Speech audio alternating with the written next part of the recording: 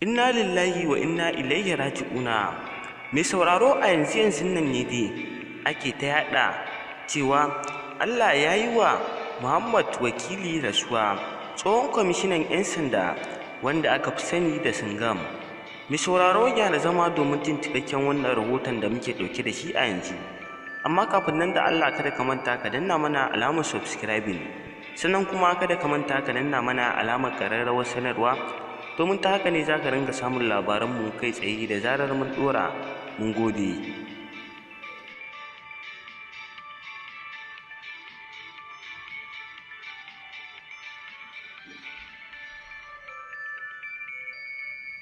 Mai sauraro, kamar yadda dai ka sani, mutuwa wajibi ce akan kowanne ɗan adam.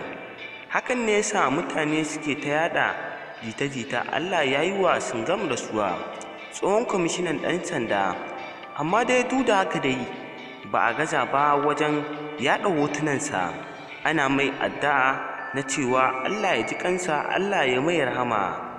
A lokacin ne dai duk wanda ya ga hotonsa an ce ya mutu sai ya mai fatan alkhairi, domin kuwa ya san cewa ɗan sanda ne na ƙwarai, ya yi aiki a wannan jihar Kanan. Shi yasa mutane da yawa suke ta mai addu'a na cewa Allah ya sa ya mutu a sa'a, kuma Allah ya sa aljanna ce makomarsa.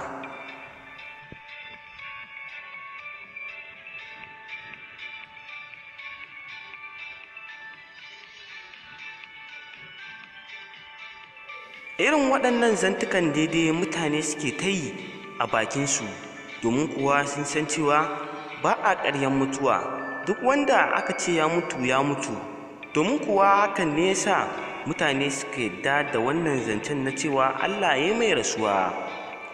Duba dama da kasancewa wannan ɗan sandan yana da masoya a duniya, domin kuwa ba don komai ya yi suna a duniya ba sai don gaskiyarsa.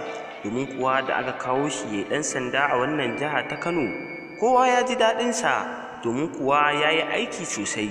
Sai ce ma ba a taɓa yin wani ɗan sanda da ya yi aiki kamar na wannan ɗan sandan ba. Hakan ne yasa 'yan jihar Kano nan suka sa mai wai Singam.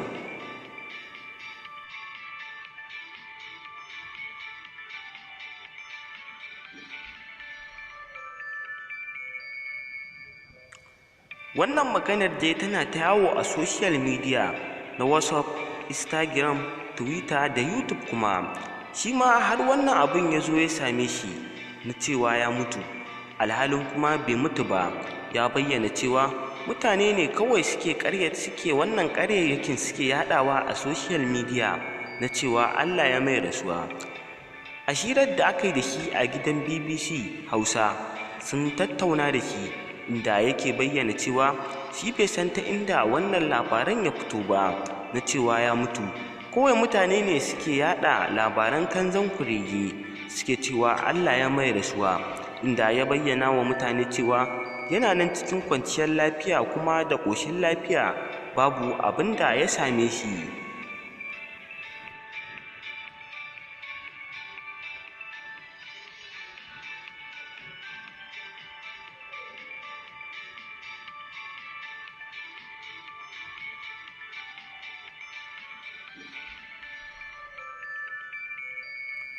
A lokacin dama da gidan jaridar BBC Hausa ta tambaye shi ko ya san daga ina wannan labaran ya fito na cewa Allah ya mai rasuwa, ya buɗe baki ya ce shi bai san wanda ya fara yaɗa wannan labaran ba, kawai mutane ne dai maƙaryata suke yaɗa irin wannan labaran, ba kowa ba ne.